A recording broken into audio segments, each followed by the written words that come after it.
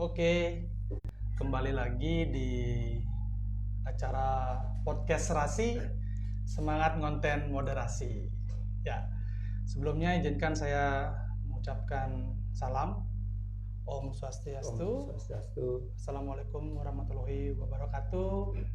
Salam, namo budaya, Namo budaya. salam kebajikan untuk kita semua. Ya, kembali lagi bersama Bayu, Wayan Bayu Darmayana. Saya adalah salah satu penyuluh agama Hindu di wilayah Denpasar Selatan. Dan seperti biasanya, Bayu nggak sendiri. Bayu bersama salah satu narasumber kita, salah satu narasumber kondang kita. Boleh perkenalkan diri Bapak, mohon izin. Ya, Silakan. baik, terima kasih MC Saudara Bayu Yeah. atas waktu dan kesempatan pada pagi hari ini. Yeah. Saya Imah, ya, tugas saya adalah sebagai penyelenggara Bimas Buddha pada kantor Kementerian Agama Kota Denpasar. Ya, asal saya dari Lombok, Nusa Tenggara Barat. Nusa Tenggara Barat. Ya. Oke. Kalau nama panjangnya memang? Iya.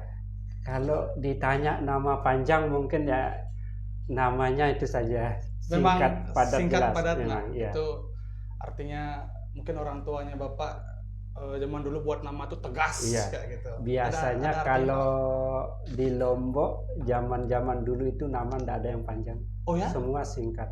Oke. Kalau kita mau lihat semua nama singkat padat jelas. Dan bermakna. Iya. Bapak ya, mungkin diceritain dulu maknanya apa Pak dari nama? Iya, kalau nama ini sebenarnya sih sama dengan nama yang lain, cuman karena dulu saya itu ya namanya kepercayaan orang di Lombok itu kan kebudayaannya. Dulu saya sering sakit-sakitan. Kemudian waktu itu nenek saya itu bermimpi untuk ganti nama, dan nama harus diganti namanya Imah, sehingga sampai sekarang pakai nama itu. Okay. Setelah ganti nama ya sehat, itu jarang sakit. Jadi sampai saat ini tetap pakai nama itu, benar, boleh diganti. Tidak diganti. Ya. Dan sesuai sesuai permintaan dari nenek ya. Ya. Mungkin hampir sama. Sebenarnya kalau boleh Bayu sharing juga. Dulu namanya Bayu tuh Bayu Raditya. Gitu. Iya, betul. Bayu kan mewakili nama dewa. Iya. Bayu itu namanya besar, Sang Hyang Surya gitu. Raditya itu Detya, itu kala atau buta kala. Jadi sama mungkin kayak Pak Imah. Iya. Dulu Bayu sakit-sakitan dari umur sebulan sampai 5 bulan itu karena sakit sama kakek Bayu seorang mangku. Wah, itu terlalu berat nih buat nama. Diganti aja Bayu Darmayana jadi. Iya. Nah, itu sebenarnya mungkin hampir sama berarti kita sama antara tradisi atau budaya Bali dengan budaya di Lombok itu benar-benar Pak. Iya Pak. Tidak jauh beda. Karena kalau nggak salah Lombok itu adalah orang-orangnya itu sama yang dari Karangasem juga ya, kerajaan Karangasem. Iya, benar Pak? Betul, karena memang Lombok dulu kan pernah juga ini dengan bersinggungan dengan kerajaan Karangasem juga waktu itu. Jadi kebudayaan Lombok itu juga banyak dipengaruhi oleh kebudayaan Bali, terutama yang Karangasem. Pertama kayak kesenian juga kan. Benar Pak. Kendang tuh ada gede sekali saya lihat. Kalau di sini kan gendangnya kecil. Kalau di Lombok itu gendangnya besar, makanya disebut bahasa Lomboknya gendang belik. Belik. Nah, belik ya. Belik. Belik itu artinya besar. Oke. Gendang berarti gendangnya yang besar. Gendang besar ya. Dan itu mirip sekali, gamelannya sama juga Pak. Iya, sama mirip. Oke, ya saya jujur saya belum pernah ke Lombok. Iya, jadi saya sangat tertarik dengar ceritanya Pak Imah, karena saya yakin Indonesia ini sangat banyak sekali kebudayaan tradisinya Pak ya. Iya, betul. Dan mungkin anak-anak muda sekarang yang kuliahan ya harus eksplor tuh daerah-daerah. Ya, benar Pak ya. Agar juga paling tidak bisa memahami budaya daerah yang lain. Tidak kita hanya memahami budaya kita yang ada di daerah kita sendiri. Benar banget. Ya. Karena memahami budaya orang lain, otomatis kita bisa saling menghargai dan menghormati setiap budaya yang berbeda. Pas banget. Iya. Pak Ima, ini kan Iya. sebenarnya kita dari tim podcast Rasi ingin mengucapkan Iya. terima kasih banyak karena Bapak sudah mau hadir, mau mampir ke tempat kita. Mungkin kesan pertamanya Pak, melihat lokasi kita seperti gimana Pak? Iya, ini terkait tentang tempat ini mungkin ya tadi saya sempat nyasar juga Benar, ini benar, ya. pakai Google Map-nya malah larinya ke perumahan. Perumahan di belakang Jadi, Pak ya? Iya, di belakang. Jadi saya bertanya, oh tempatnya ada di bawah pohon besar di Ya. samping kuburan. Jadi Oke. baru ke sini saya ketemu. Ya ini luar biasa, tapi setelah masuk ternyata tempatnya luar biasa, lumayan bagus dan rapi juga. Nyaman Pak Ya, ya? nyaman. Dan ya sesuai tempat, memang tempat kita nih hening. Iya, betul. Hening, nyaman, sepi. Ya, semoga ngobrolnya bisa semakin lama Pak ya. Ya. Pak, boleh ceritain nggak sedikit Pak pengalaman Bapak di tempat sekarang? Kalau sekarang pembimas ya, penyelenggara. Iya, Itu sama dengan kasih ya Pak ya, atau gimana? Iya. Boleh diceritain sedikit? Penyelenggara itu setara dengan kasih. Kalau kasih itu dia eselon 4A. Kalau penyelenggara itu eselon 4B. Oke. Tetapi tugas dan fungsinya sebetulnya sama Oke. antara kasih dengan penyelenggara. Ya. Nah, tugas dan fungsinya kan kalau salah satunya kan melakukan layanan dan bimbingan di bidang urusan pendidikan dan keagamaan. Oh, dua. Kalau di penyelenggara Buddha itu dua fungsi agama dan fungsi pendidikan yang dipegang. Jadi karena gabung dia, itu yang kami urus, termasuk kalau fungsi agama itu terkait dengan layanan dan bimbingan di bidang kepenyuluhan juga kita pegang juga. Luas sekali loh Pak ya. Pendidikan juga kita pegang, terus urusan keagamaan juga kita pegang kalau di penyelenggara Bimas Buddha. Nah, memang itu yang di Kota Denpasar yang tugas-tugas yang kita kerjakan sebagai penyelenggara Buddha, dan tentu dibantu dengan teman-teman yang ada di penyelenggara Bimas Buddha. Oke. Kalau selama ini apa aja Pak yang mungkin paling Bapak ingat kegiatan yang Bapak laksanakan yang paling berkesan Pak, entah dimanapun itu tempat Bapak gitu? Iya. Kalau selama di Denpasar ada beberapa kegiatan-kegiatan yang memang yang berkesan, terutama kegiatan-kegiatan keagamaan yang diadakan oleh wihara-wihara. Biasanya yang sering mengadakan kegiatan keagamaan yang dalam skup besar itu biasanya diadakan di Wihara Sakyamuni. Sakyamuni. Ya, di Jalan Gunung Agung. Oh, ya itu cukup pilih. Itu ya biasa kan perayaan keagamaan seperti perayaan Waisak, perayaan Hari Raya Asada, Katina itu besar. Kemudian juga ada Wihara Asokarama, dan tentu kegiatan-kegiatan yang dilakukan oleh lembaga-lembaga seperti ada wadah biasa tingkat provinsi maupun tingkat Kota Denpasar. Nah, itu yang biasanya mengadakan kegiatan-kegiatan seperti itu. Nah, kemudian ada juga Permabudi, ada juga Walubi itu sering mengadakan kegiatan-kegiatan keagamaan yang dalam skup besar biasanya. Nah, kemudian kalau di bidang pendidikan itu biasanya yang saya sangat-sangat berkesan itu di sekolah minggunya itu sudah sekolah minggu Buddha yang diadakan setiap hari Minggu. Setiap hari Minggu toh Pak? Iya, itu tujuannya untuk mengakomodir anak-anak yang di sekolah-sekolah yang belum ada guru agamanya. Jadi dia mendapatkan pendidikan agama itu di sekolah Minggu Buddha itu. Nah, itu mereka sangat luar biasa, kadang mengadakan kayak kegiatan-kegiatan kayak semacam ada Happy Indama, Growing Indama, Happy Camping. Nah, itu juga sangat-sangat luar biasa. Itu yang sangat-sangat terkesan bagi saya pribadi sebagai penyelenggara yang betapa pedulinya pengurus-pengurus SMB ini dan pengurus yayasan lembaga terhadap perkembangan anak-anak itu, baik secara pengetahuan agamanya maupun secara spiritualnya dan secara pengetahuan umumnya. Itu digembleng luar biasa. Iya, iya. Dan itu digembleng pun sejak dini, Pak Ya, sejak dini, ya. Sejak beliau di masa bangku sekolah. Masa bangku sekolah dari TK maupun sampai SD, SMP dan SMA. Luar biasa sekali, Pak Imam. Mungkin boleh diceritain juga, Pak, kita ngomong masa kecil. Gue penasaran banget. Iya. Gimana sih zaman Pak Imam masih kecil dulu tuh seperti Iya. apa? Kenapa bisa berada sampai di sini gitu? Karena setahu Bayu anggap kalau anak saya pribadi, saya Iya. ingin sekali beliau pintar masak. Jadi saya gembleng anak saya Iya, ini biar iya, biasa betul, dia betul. masak. Dek, ambil pisau dapurnya, belajar kamu motong gitu. Walaupun dia Iya. baru kelas 3 SD apa kelas 2 SD, saya kasih dia megang pisau sampai saya Iya, awasi. iya. Ya saya berharap semoga beliau nanti anak saya ini bisa menjadi seorang chef lah atau Iya, masak yang hebat. betul. Nah, Iya. kalau Pak Imam ini bisa di titik seperti ini sekarang, seperti apa sih Pak Iya.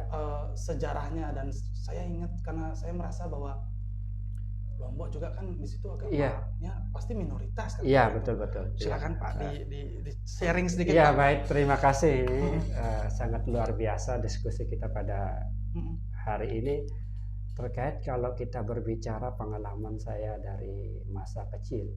Sebetulnya saya beragama Buddha ya, dari kecil. Dari orang tua. Dari orang tua. Akan tetapi waktu saya sekolah SD itu saya bukan belajar agama Buddha, tetapi saya belajar agama Islam malah. Walaupun saya Buddha, tetapi di sekolah saya belajar agama Islam. Jadi waktu itu saya sampai bisa baca, sampai bisa ngaji. Nah, saya kaget, Gustavo juga kaget nih yang ada di studio. Iya, dulu saya belajar di SD itu. Luar biasa. Iya. Nah, tapi tetap saya istilahnya memegang, walaupun memegang keyakinan Buddha, tetapi ketika di sekolah, karena dulu pendidikan agama Buddha di sekolah itu belum ada. SDM gurunya juga belum ada. Tahun? Jadi sekitar tahun 95 lah, 96. Saya baru 1 tahun umur saya. Iya. Saya lahir 93. Nah itu kita belajar agama, ikut agama Islam. Karena di sana di tempat kami, di kampung kami itu ada 2 agama, Buddha dan Islam. Kebetulan karena keluarga saya, saudara-saudara saya juga banyak yang dari Muslim, jadi ya kita sudah terbiasa, sudah berbaur. Jadi di rumah itu ya kita sudah kayak biasa, setiap hari kita kampung, dan memang rumah saya kan satu lingkungan dengan keluarga-keluarga yang dari Muslim. Jadi kita satu komplek gitu. Jadi sudah tidak ada terkait dengan perbedaan itu, kita sudah tidak terasa, kita yang ada rasa kekeluargaan dan kebersamaan itu. Nah, contohnya kalau sana misalnya, kalau kita mau ngadakan pesta, kalau mau potong sapi kerbau dari teman-teman yang Muslim yang potong, supaya bisa kita menikmati bersama. Nah, memang tradisinya secara terus-terus begitu. Nah, kemudian kalau pengalaman-pengalaman yang lain yang bisa sampai seperti ini, memang yang terutama itu adalah harus punya tekad, punya kemauan yang kuat untuk kita bisa merubah diri. Ya.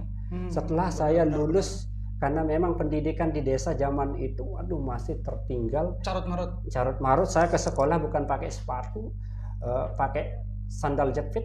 Tahun 94. Lewat sawah-sawah yang hujan, jalannya belum ada. Ya. Kita lewat lorong-lorong itu. Tapi semangatnya itu yang harus kita pegang. Dan setelah lulus SMP pun belum ada di lingkungan tempat saya, harus jauh, dan saya beda satu kecamatan tapi jauh. Jadi saya tinggal di kos, di asrama, di sekolah SMP. SMP udah belajar sudah, iya. Udah dipaksa untuk mandiri ya? Iya, sudah mandiri. Jadi waktu itu asrama kan? Di asrama, iya. Itu selama 3 tahun, dan kebetulan transportasi dari rumah ke sekolah itu agak susah. Jadi kita jalan kaki sambil bawa bekal. Biasanya zaman dulu kita bawa bekal, bawa beras berapa kilo, terus bawa lauk-lauknya lengkap. Itu kita pikul jalan kaki, kadang turun naik bukit sampai kita ketemu jalan besar untuk kita naik dulu yang namanya di Lombok itu Cidomu, Dokar itu. Dokar. Nah, itu yang kita naik untuk menuju ke sekolah. Iya, ya. Seperti itu. Maaf Pak Bayu potong, Lomboknya Lombok mana ini Pak? Lombok Barat. Di Di dulu termasuk Kecamatan Sekotong dulu. Sekotong. Tapi kalau sekarang sudah mekar jadi Kecamatan Lembar. Lembar ya? Iya, betul.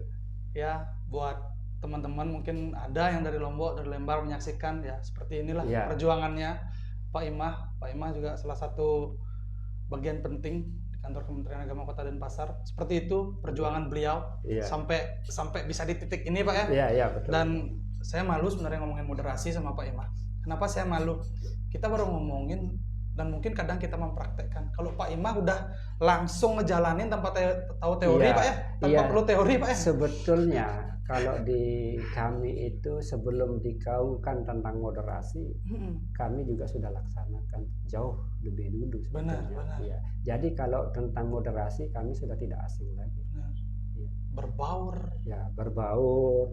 Terus kadang kita di lingkungan yang ini kita bekerja bersama-sama, kekeluargaan yang sangat-sangat luar biasa itu yang sampai saat ini. Dan tentu saya punya keluarga juga banyak, ada yang menjadi kiai haji juga ada, ya, Pak? punya pondok pesantren juga ada.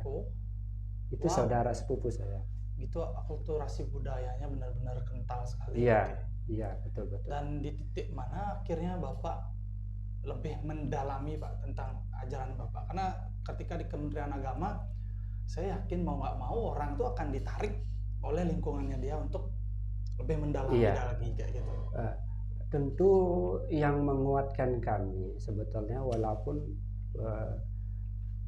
pendidikan budayanya kurang pada saat itu, tetapi ada istilahnya peninggalan yang bersejarah yang dalam bentuk di sini dalam bentuk sanggah ya.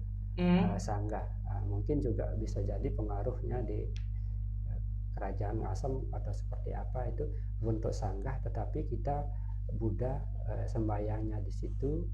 Terus kemudian dulu kita di Buddha di Lombok itu tidak mengenal hari raya Waisak. Yang kita kenal hari raya Kuningan saja dulu. Oh ya? Iya. Kita jadi setiap perayaan Kuningan itu kita hanya satu itu aja hari rayanya kita merayakan zaman dulu. Sekitar tahun 90-an itu.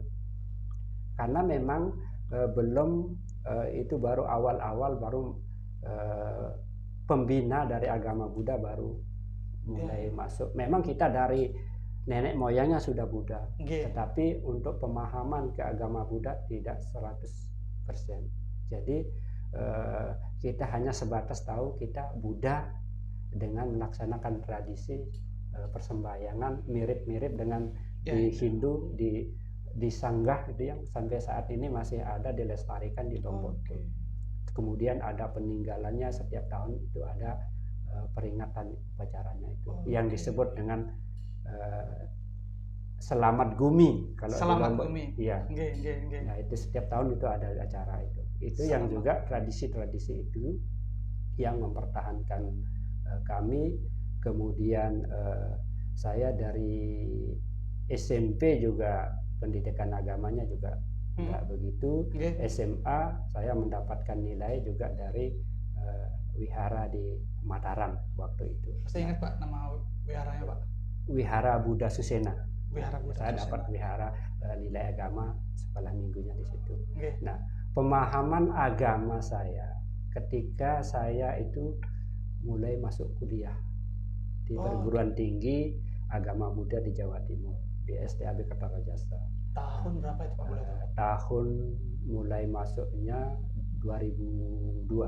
2002. Ya, 2002. Nah, dari udah ke Jatim ya? Iya, sudah ke Jatim. Siapa yang ngarahin Pak waktu itu? Itu kebetulan yang ngarahkan dulu itu ada yang sekarang menjadi biksu, yang menjadi biku. Nah, itu yang mengarahkan untuk kuliah di sana.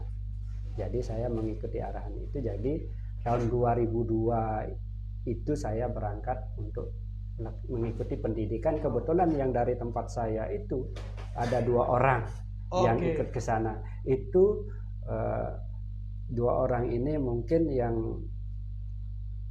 mengawali.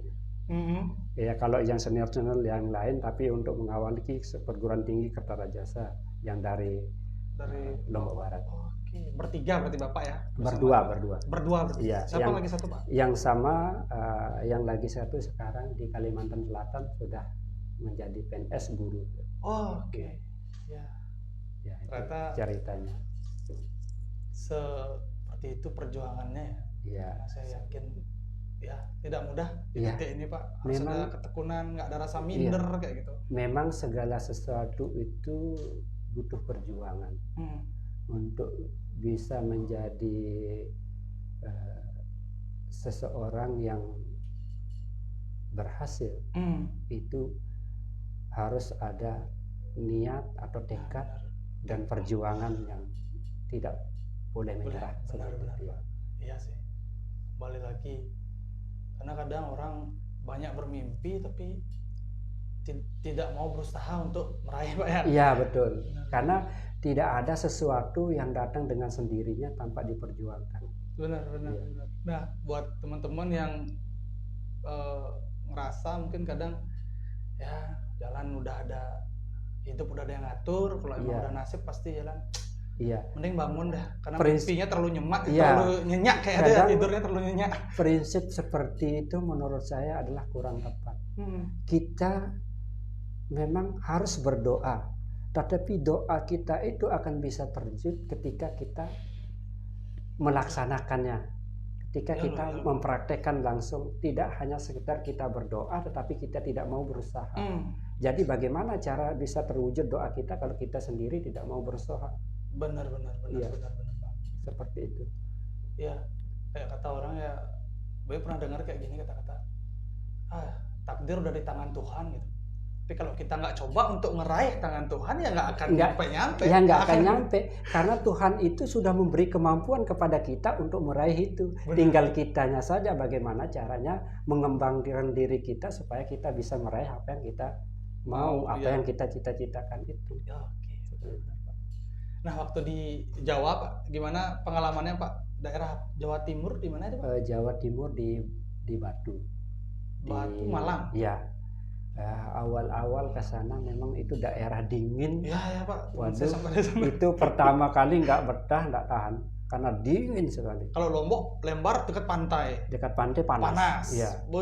Di sampai sana itu dingin sekali, yang biasanya kita daerah panas, ini badan putih semua ini, sisik itu. Saking dinginnya. Tapi mungkin sekarang sudah lama nggak pernah sana, udah agak berubah mungkin. Nggak terlalu dingin kayak seperti dulu. Iya, tapi di mana-mana juga gitu kayak Pak. Udah sekarang bumi kan sudah mengalami perubahan. Perubahan betul, suhu. betul. Kayak sekarang pun Denpasar belakangan ini hujan loh, padahal belum masuk musim hujan harusnya Pak ya. Iya. Berarti saya ingat sekali kadang orang mencoba untuk menyerah bukan karena niat aja, kadang alam juga menseleksi Pak ya. Iya, karena betul. Kan kedinginan, fisik kita sakit malah jadinya. Tetap tapi Pak, dalam pegangan teguh tetap bertahan. Tapi itu sebetulnya dengan ketika kita bisa lewat dari itu, berat ujian alam, fisik, ujian lingkungan. Ketika kita kuat, tahan, maka itu akan menjadi sesuatu yang berharga bagi kita. Ya. Jadi ketika kita seperti itu, jadi dimanapun kita merantau, dimanapun kita tinggal, kita akan dengan mudah untuk menyesuaikan diri. Ya. Contohnya saya dari daerah dingin kemudian ke daerah panas di Nusa Tenggara Timur, di Kupang. Itu panasnya minta ampun, lebih panas dari Bali, lebih panas dari Lombok. Ntar dulu Pak, di Kupang ini Bapak gimana ceritanya Pak? Ngapain Pak? Di Kupang ini saya di sana saya diangkat menjadi pegawai pertama kali. PNS-nya di NTT. NTT di Kupang Timur. Iya. Nah, di situ selama penyesuaian sebulan itu badan semua terasa meriang karena memang ada kami 2 orang dari Bali, yang satu tidak tahan kembali lagi ke Bali. Nah, maksud balik itu istilahnya dia nggak ambil kerja, stop atau gimana Pak maksudnya? Iya, kan baru mulai tes nih. Hmm. Karena saking Oh, ini tesnya Bapak di Kupang berarti? iya tidak Oh. tidak tahannya karena cuaca yang begitu panas, Mm-mm. kembali dah ke Bali. Oh. Tidak ikut. Oh gitu. Padahal sudah sampai sana, kita sudah 2 minggu di sana, dia setelah 2 minggu memutuskan untuk kembali menyerah dan kembali ke Bali. Ya, nggak diambil. Masih ingat namanya Pak? Yes. Di siapa lah, saya agak lupa. Nanti kalau ketemu mungkin bisa Iya. dikontak Pak Imahnya. Iya, Ya. bisa. Pagi ini Bayu udah dapat pelajaran tentang moderasi beragama, tentang toleransi Iya, udah. betul. Pak info tentang gimana tetap bertahan di setiap kesempatan yang ada tuh tetap Iya. bertahan, tetap mencoba tuh ketekunan udah dapat Pak. Iya. Nah, mohon izin untuk nanya Iya. wilayah pribadi, Bapak sudah berkeluarga saat ini Pak? Ya, terkait keluarga, saya sudah berkeluarga. Mm-mm. Saya Usianya sekarang? usianya ya Usia Bapak? usia kalau ini sekitar ya 41, 42. 42 tahun Iya. ya, udah pegang posisi ini luar biasa. Bapak Liji. Anaknya berapa Pak sekarang? Anak 3. Oh, udah Ya. 3. Tinggalnya di Tinggalnya di Gianyar. Gianyar, daerah Ya, di Gianyar di Candi Baru, di kotanya. kota ya. Iya. Kok bisa di sana Pak? Gimana? Ya karena memang awalnya setelah saya pindah ke Bali, saya kan SK provinsi. Dari Kupang berarti ya? Iya, dari Nah, di Kupang Kupang. langsung ke Gianyar. Gianyar. Karena memang saya waktu itu penempatannya di Gianyar untuk diperbantukan di sana, untuk mengurus di sana karena memang waktu itu penyelenggaranya udah pensiun dan ini. Dan kayaknya Pura di sana ada kelenteng Pak, kalau nggak salah di Iya. daerah Belah Batu. Iya, di Belah Batu itu Kental, Wihara Amrua Bumi. Amrua. Iya. Banyak dong maksudnya agama Buddhanya di daerah sana Pak. Kalau di daerah Belah Batu lumayan juga banyak umatnya. Oke. Sekolah minggunya aja siswanya sekitar 100-an lebih. Wah, banyak. Di Belah Batu tuh Wihara. Oke. Dan hampir sama sama Denpasar Pak, atau lebih banyak di sini? Kalau Denpasar lebih banyak. Untuk saat ini untuk siswanya kita lagi melakukan pendataan yang sudah masuk ke kami datanya sekitar 1.200 siswa yang beragama Buddha. Belum semua Mas. Belum semua ya? Iya. 1.000 pun belum semua. Iya. Itu baik dari sekolah negeri maupun sekolah swasta. Swasta juga. Siap Pak Imam. Ya, mungkin supaya nggak terlalu lama juga Pak. Iya, Kita udah betul. profiling Buddha, Pak Imah seperti itu tadi untuk untuk pengalamannya. Kita akan balik ke tema pagi ini ya, Sobat Religi. Itu tema podcastnya adalah penyuluh dan kontribusinya untuk Indonesia maju. Iya. Seperti itu Pak. Oke. Mohon izin Pak, untuk secara umum nih, Bayu izin bertanya. Ini bagaimana sih Pak ajaran Buddha ini memandang peran seorang penyuluh Pak? Oh ya, betul. Kalau terkait dengan kita kaitkan dengan tema ini yang sangat luar biasa ya, bagaimana penyuluh berkontribusi untuk pembangunan Indonesia, berperan penting ya. Nah, kalau kita lihat penyuluh ini kan memiliki peran yang sangat penting sesuai dengan tugas dan fungsinya sebagai penyuluh, terutama penyuluh Buddha. Ya. Penyuluh ini kan mempunyai peran penting bagaimana melakukan layanan dan bimbingan di bidang kepenyuluhan, tentu melalui bahasa agama. Sebetulnya kepenyuluhan ini itu juga sudah ada sejak zaman Buddha. Sejak zaman Buddha pertama kali mencapai pencerahan sempurna di bawah pohon Bodhi itu. Nah, beliau pertama kali setelah mencapai pencerahan sempurna itu mengajarkan Dhamma kepada 5 orang pertapa, yaitu Kondanya, Mahanama, Badia, Asaji, Wapa. Nah, itu yang pertama kali. Nah, dari situ menunjukkan bahwa Buddha sudah memberi contoh, sudah mengajarkan bagaimana melakukan penyuluhan. Maka di dalam agama Buddha penyuluh itu disebut dengan Dhamma Duta atau Dharma Duta. Dharma Duta. Iya, Oke. Dharma Duta atau Dhamma Duta yang artinya penerang Dhamma, pengkhotbah Dhamma, penyampaian Dhamma atau ajaran Sang Buddha. Itu Dharma Duta itu. Jadi antara tugas dan fungsi penyuluh yang sekarang dengan Dharma Duta, Dhamma dulu dan yang sekarang itu sebetulnya sama-sama bagaimana memberi bimbingan, bagaimana memberi layanan terhadap masyarakat, terhadap umat, terutama kalau di sini terhadap umat Buddha itu sendiri.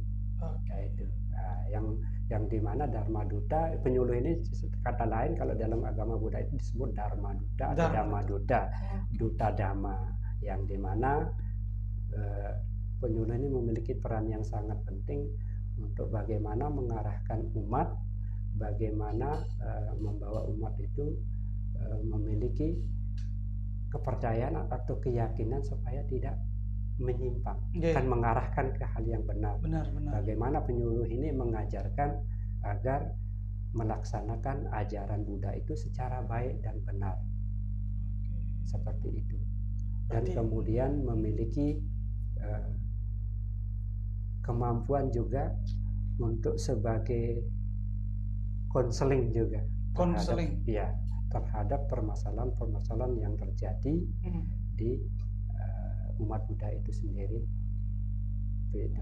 Jadi penyuluh ini dalam agama Buddha itu sangat dibutuhkan, sangat penting sekali, karena memang guru agung kita Sang Buddha sudah meletakkan dasar pertama kali mengajarkan Dhamma kepada 5 orang pertama itu.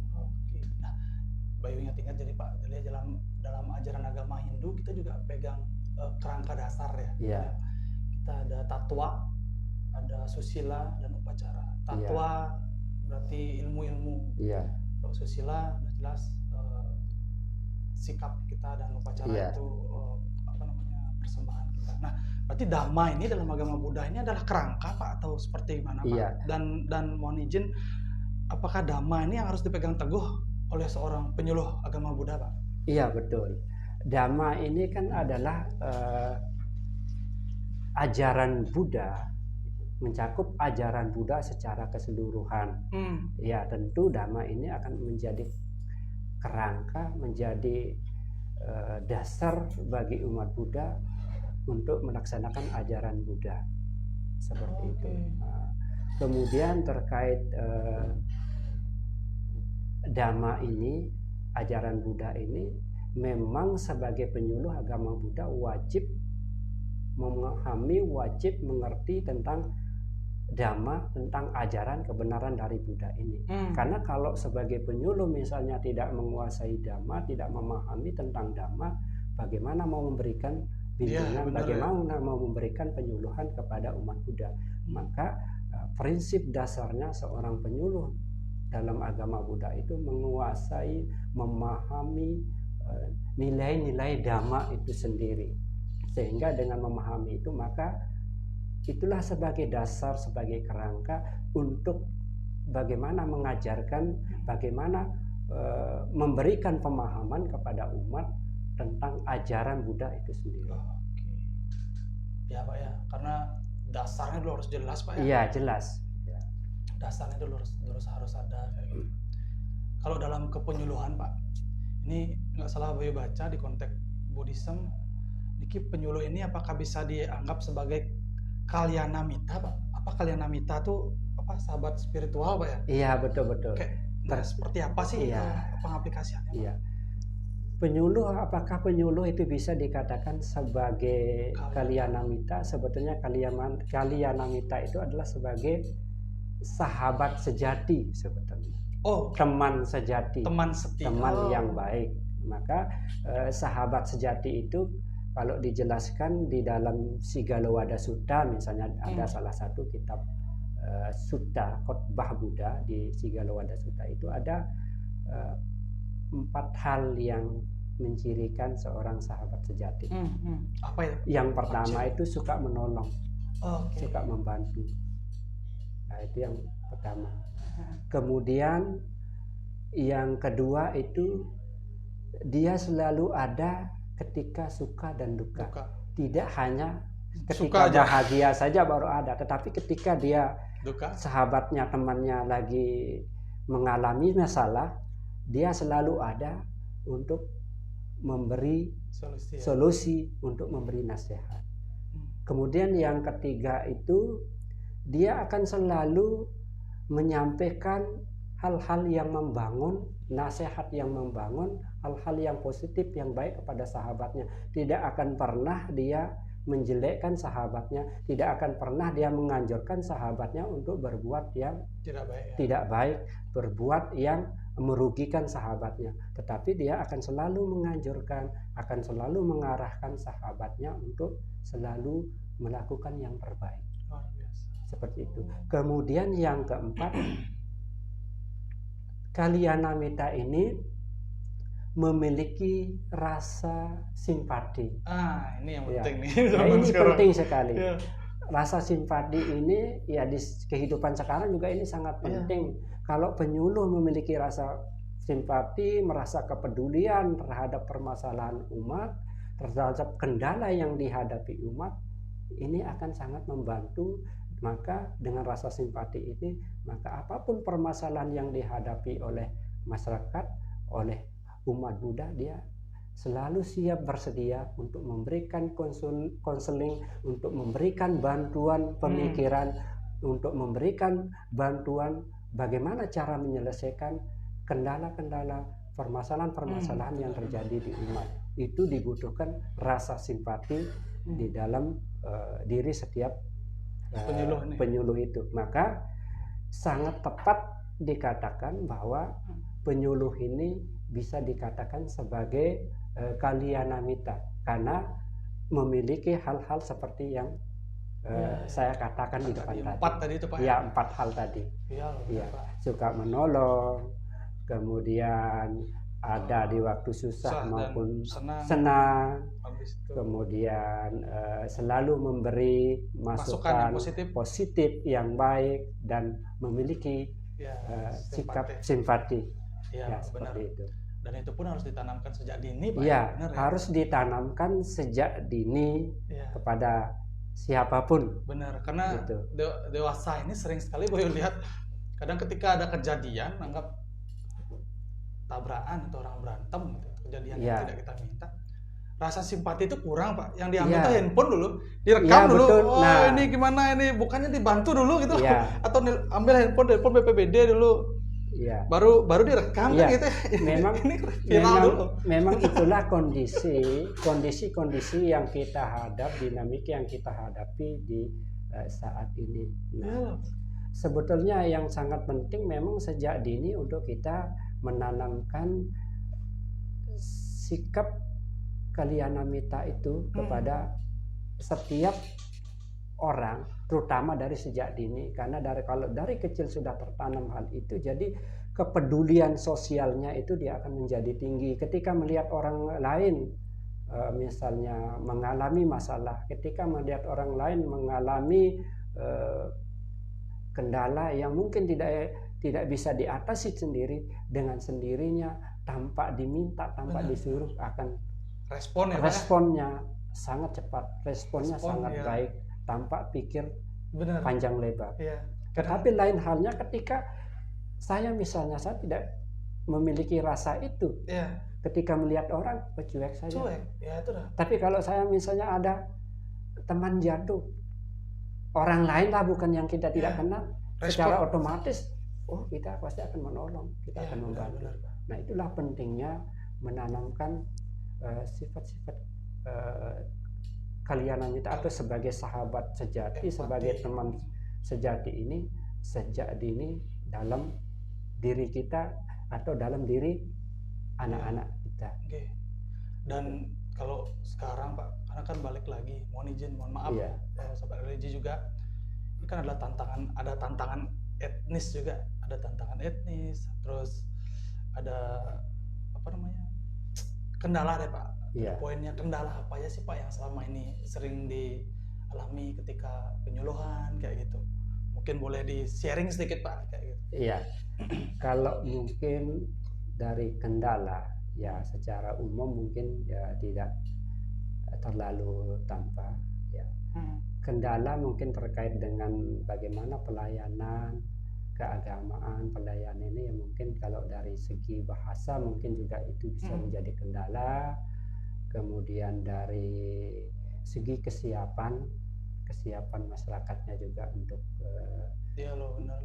menerima kita juga kan itu menjadi kendala juga, karena tidak semua masyarakat, tidak semua umat itu kan bisa menerima kita kapan saja.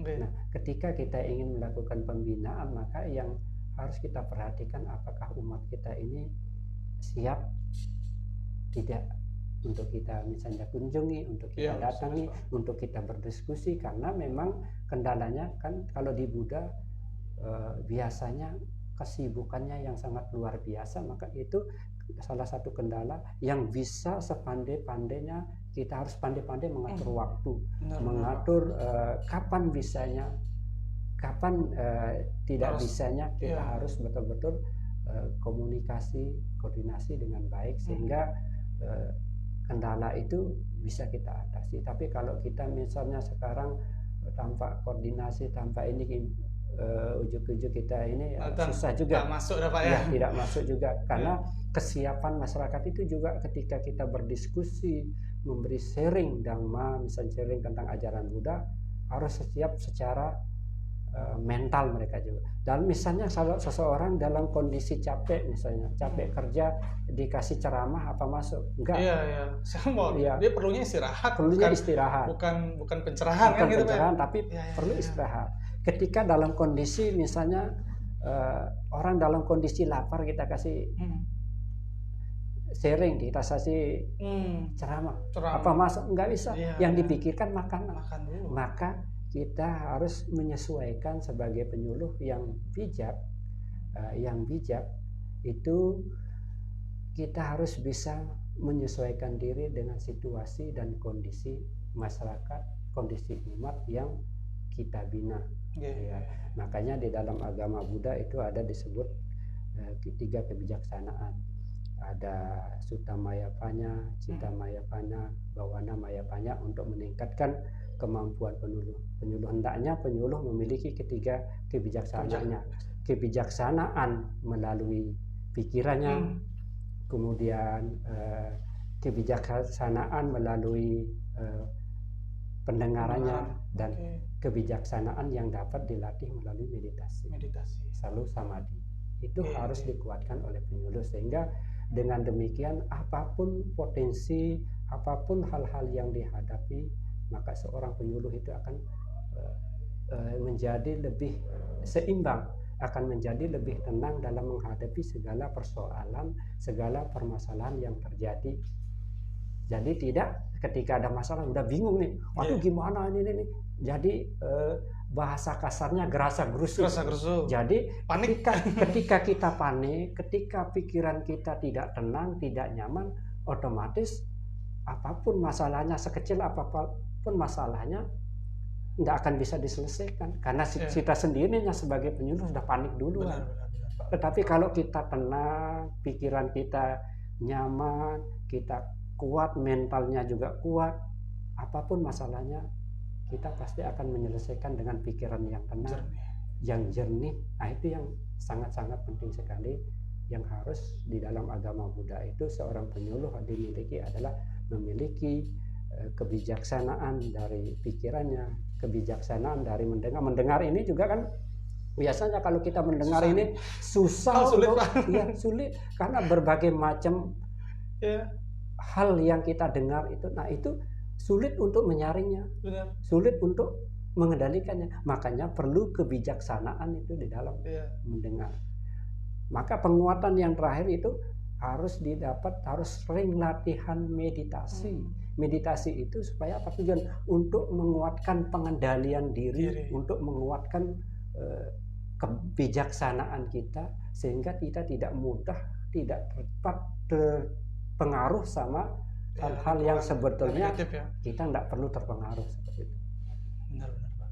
Karena menurut Bayu pribadi juga kadang mendengar tuh lebih sulit loh daripada berbicara. Iya. Pak ya. Iya, karena begini kadang. Keegoan. Kita itu ingin kita saja yang Iya, didengar. benar. Tetapi ketika orang bicara, orang belum selesai berbicara, kita sudah cut, kita sudah menyahut. Benar. Itu sebetulnya etika berbicara yang kurang bagus, Iya, yang iya, kurang benar. tepat.